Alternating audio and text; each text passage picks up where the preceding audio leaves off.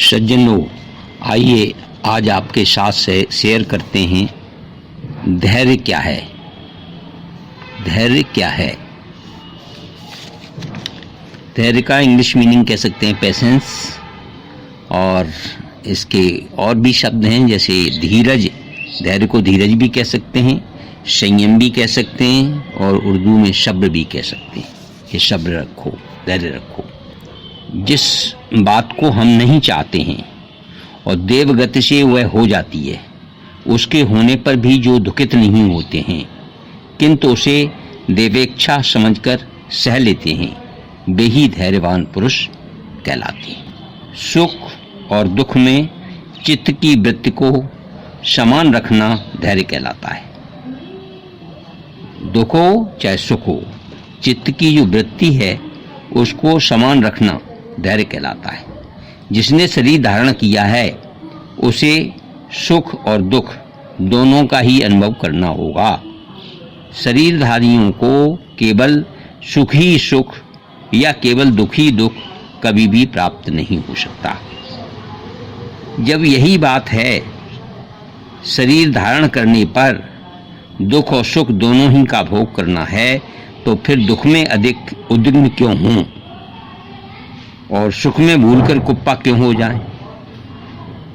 दुख और सुख तो शरीर के साथ लगे ही रहते हैं। हम धैर्य धारण करके उनकी प्रकृति को ही क्यों न देखते रहें। जिन्होंने इस रहस्य को समझकर धैर्य का आश्रय ग्रहण किया है, संसार में वे ही सुखी समझे जाते हैं। ऐसे ही पुरुषों के गले में कीर्ति देवी जयमाला डालती है। ऐसे ही पुरुषों की संसार में पूजा होती है। ऐसे ही महापुरुष प्रातः स्मरणीय समझे जाते हैं। इसलिए धैर्य रखना आवश्यक है। धैर्य की परीक्षा सुख की अपेक्षा दुख में अधिक होती है। दुखों की भयंकरता को देखकर मन विचलित हो जाता है। यह प्राणियों का स्वाभाविक धर्म है, किंतु जो ऐसे समय में भी विचलित नहीं होता वही पुरुष सिंह धैर्यशाली कहलाता है। हम आखिर अधीर होते क्यों हैं? इतने अधीर, इतने उतावले क्यों हो जाते हैं? इसका कारण हमारे दिल की कमजोरी के सिवा और कुछ भी नहीं। इस बात को सब जानते हैं। आज तक संसार में ब्रह्मा से लेकर क्रम कीट पर्यंत संपूर्ण रूप से सुखी कोई भी नहीं हुआ है। सभी को कुछ न कुछ दुख अवश्य हुए हैं। फिर भी मनुष्य दुखों के आगमन से व्याकुल होता है और वह उसकी कमजोरी ही कही जा सकती है। महापुरुषों के सिर पर सींग नहीं होते, वे भी हमारी तरह से दो हाथ दो पैर वाले होते, किंतु उनमें यह विशेषता होती है कि दुखों के आने पर वे हमारी तरह अधीर नहीं हो जाते। वो सब्र रखते हैं, संयम रखते हैं। उन्हें प्रारब्ध कर्मों का भोग समझकर वे प्रसन्नता पूर्वक सहन करते हैं। बस इसी एक गुण से वे जगतबंदी और सबके आदरणीय समझे जाते हैं। पांडव दुखों से कातर होकर अपने भाइयों के दास बन गए होते अगर वो इनमें ये धैर्य न होता तो। मोरध्वज पुत्र शोक से दुखी होकर मर गए होते। हरिश्चंद्र राज्य लोभ से अपने वचनों से फिर गए होते। श्री रामचंद्र बन के दुखों की भयंकरता से घबराकर अयोध्यापुरी में ही रह गए होते। राजा शिव ने यदि शरीर के कटने के दुख से कातर होकर कबूतर को बाज के लिए दे दिया होता तो उनका नाम आज कौन जानता। ये जो महापुरुष हैं, जो हुए हैं, उनके नाम लेने वाला कौन होता। ऐसे अन्य असंख्य नरपतियों की भांति काल के गाल में चले गए, किंतु उसका नाम अभी तक ज्यों का त्यों ही क्यों जीवित है? इसका एकमात्र कारण उनका धैर्य ही है। धैर्य ही है। कोई भी प्राणी नहीं चाहता कि हमें दुख हो। ऐसा कौन सा पुरुष होगा जो अपनी प्रीतमा से पृथक होना चाहता हो, इच्छा करता हो? क्यों?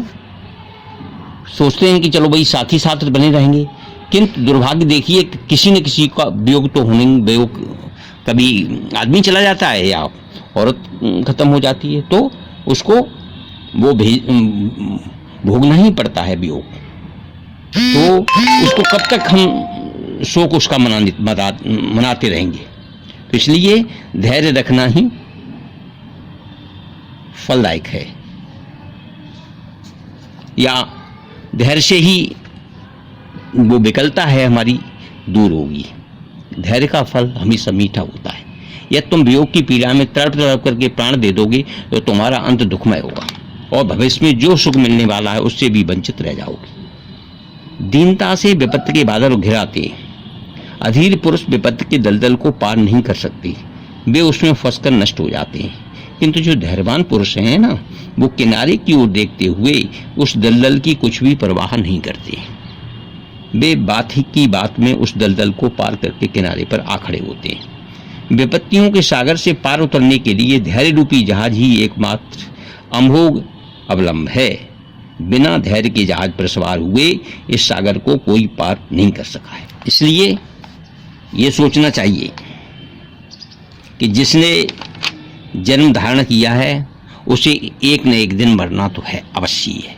जो जन्मा है वो मरेगा भी, चाहे वो संपूर्ण सृष्टि के कारण पितामह ब्रह्मा ही क्यों न हो। उनको भी जब प्रलय हो जाती है तो भगवान विष्णु के नाव कमल से उत्पन्न हुए थे, तो वो उसी में उनका शरीर जो है अंतर्धान हो जाता है। जब यह अटल सिद्धांत है कि जायमान वस्तु का नाश होगा ही, तो फिर तुम उस अपने प्रियजन के शरीर का शोक क्यों करते हो? उसे तो मरना ही था, आज नहीं तो कल, कल नहीं तो परसों। और कोई भी जीवित नहीं रहा है, सदा कोई भी जीवित नहीं रह सकता है। जो रहता है जहां से आया है वहीं चला जाएगा। छोड़ो उसको शोक और गुण गोविंद के गाओ। व्यर्थ के शोक में रखा क्या है, एक न एक दिन तुम्हें भी जाना ही है। जो दिन शेष हैं उन्हें धैर्य के साथ गुणागार के गुणों के चिंतन में बिताओ। शरीर में व्याधि होते ही हम विकल हो जाते हैं, बेचैन हो जाते हैं। बेचैन होने से आज तक कोई निरोग बन सका है? उल्टे और भी अधिक व्यथित हुए हैं। यह शरीर ही व्याधियों का घर है। जात आय और भोगों को साथ लेकर ही तो यह शरीर उत्पन्न हुआ है। पूर्व जन्म के जो भोग हैं वे तो भोगने ही पड़ेंगे, चाहे आदमी जो भी कर ले। भोग बिना अपनी अवधि पूर्ण किए पीछा नहीं छोड़ते हैं। दान, पुण्य, जप, तप और औषध और उपचार करो अवश्य, किंतु उनसे आराम न होने पर अधीर मत हो जाओ, क्योंकि भोग की समाप्ति में ही दान, पुण्य और औषध कारण बन जाते हैं। बिना कारण के कार्य नहीं होता। तुम्हें क्या पता कि तुम्हारी व्याधि में क्या कारण बनेगा। इसलिए जो सज्जनों ने, अच्छे पुरुषों ने शास्त्र में जो उपाय बताए हैं उन्हें करो। साथ धैर्य भी धारण किए रहो। धैर्य से ही तुम व्याधियों के चक्कर से सुखपूर्वक छूट सकोगे। जीवन की आवश्यक वस्तुएं जब नहीं प्राप्त होती हैं तो हम अधीर हो जाते हैं। हाँ, घर में कल को खाने के लिए मुट्ठी भर अन्न नहीं। स्त्री की साड़ी बिल्कुल चिथड़ा बन गई है। बच्चा भयंकर बीमारी में पड़ा हुआ है। इसकी दवा दारू का कोई भी प्रबंध नहीं हुआ। क्या करूं, कहां जाऊं? इन्हीं विचारों में विकल हुए हम रात रात पर रोया करते हैं और हमारी आंखें सूज जाती हैं। ऐसे करने से तो अन्न नहीं आ जाता, यह सामान नहीं आ जाता, अन्य सामान। इसलिए धैर्य बनाए रखना और उन चीजों के निराकरण के लिए प्रयास करना आवश्यक है। जगत के आदि कारण मर्यादा पुरुषोत्तम श्री रामचंद्र जी 14 वर्षों तक घोर जंगलों की खाक छानते डोले। वे अपने पिता चक्रवर्ती महाराज दशरथ को पाव भर आटे के पिंड भी नहीं दे सके। जंगल के इगुदी फलों के पिंड से ही उन्होंने चक्रवर्ती राजा की तृप्ति की, अपने पिता की। शरीरधारी कोई भी ऐसा नहीं है जिसने विपत्तियों के कड़वे फलों का स्वाद न चखा हो। सभी उन्हें अवश्य प्राप्त होने वाले फलों के स्वाद से परिचित हैं। फिर हम अधीर क्यों हों? भोग तो भोगने से ही समाप्त होगा ना।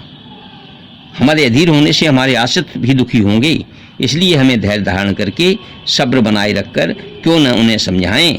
जो होना होगा सो होगा ही। बस ज्ञानी और अज्ञानियों में यही अंतर है। लोक दृष्टि में जरा, मृत्यु और व्याधियां ज्ञानी और अज्ञानी दोनों को ही आती हैं, किंतु ज्ञानी उन्हें अवश्यंभावी समझकर धैर्य के साथ सहन करता है और अज्ञानी विकल होकर विपत्तियों को और बढ़ा लेता है।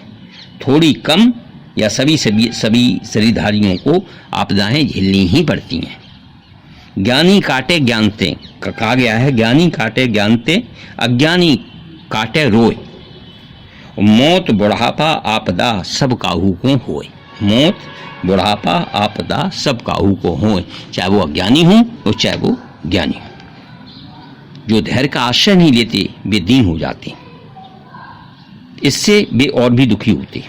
संसार में परमुखापेक्षी बनना, दूसरे के सामने जाकर गिड़गिड़ाना, दूसरे से किसी प्रकार की आशा रखना, इससे बढ़कर दूसरा कष्ट और कोई नहीं है।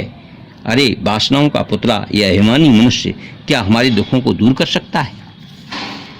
कोई मनुष्य आज तक किसी को सुखी बना सका है? यदि कोई इस बात का दावा करता है तो वह झूठा है, दंभी है, अहंकारी है, परले सिरे का स्वार्थी है। अरे अभिमानी प्राणी, पहले तू स्वयं तो सुखी बन जा, तब दूसरों को बनाने का प्रयत्न करना। तुझे तो अपने 4 पैसे का अभिमान है, उनका मूल्य ही क्या है? संसार के सभी रत्नों के स्वामी कुबेर तक तो सुखी नहीं है, उसके सामने तेरी संपत्ति की गणना क्या है? अनंत महासागर की बूंद का तो कोई अस्तित्व भी है, तेरा धन तो कुबेर के खजाने के सामने उतना भी नहीं है। फिर तुम दुखियों के सामने अकड़कर ये क्यों कहता है मेरी ही वजह से तुम रोटी कपड़ा खा रहे हो? अरे सबकी रोटी कपड़ा देने वाला तो कोई और ही है, जो तुझे भी देता है, तू तो केवल निमित्त मात्र है। ओ दुखों से घबराए हुए अधीर मनुष्य, तू इतना व्याकुल क्यों होता है? जितना धन, जितने भोग, जितनी संपत्ति तेरे भाग्य में लिखी होगी वह तुझे अवश्य ही प्राप्त होगी। यह तुम इससे अधिक की इच्छा करके सोने के पर्वत सुमेर के शिखर पर ही जाकर क्यों न बैठ जाए, वहां पर भी उससे अधिक प्राप्त नहीं हो सकती। तो फिर मेरे प्यारे अधीर क्यों होता है? अधीर होने में क्या रखा है? क्यों इन घमंडी धनिकों के पीछे पीछे डोलता है? अरे तेरा घड़ा जितना बड़ा होगा उसमें उतना ही तो पानी आएगा, चाहे तुम उसे अनंत समुद्र में ले जा या कुएं पर जाकर भर ले, जल उसमें बराबर ही आएगा। किसी मनुष्य से आशा मत रख, ईशों के भी ईश, संपूर्ण विश्व के ईश विश्वेश्वर भगवान की शरण में जा। संसारी भोगों के प्रति धैर्य का अवलंबन कर, तभी तेरा निस्तार होगा, तभी तेरा कार्य बनेगा। ये है धैर्य।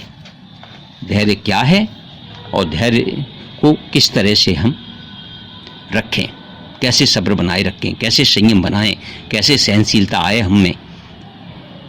तो ये धैर्य की परिभाषा, और धैर्यवान मनुष्य ही सफल होते हैं, और बगैर धैर्य के काम नहीं होता, क्योंकि कोई किसी के साथ नहीं जा सकता है।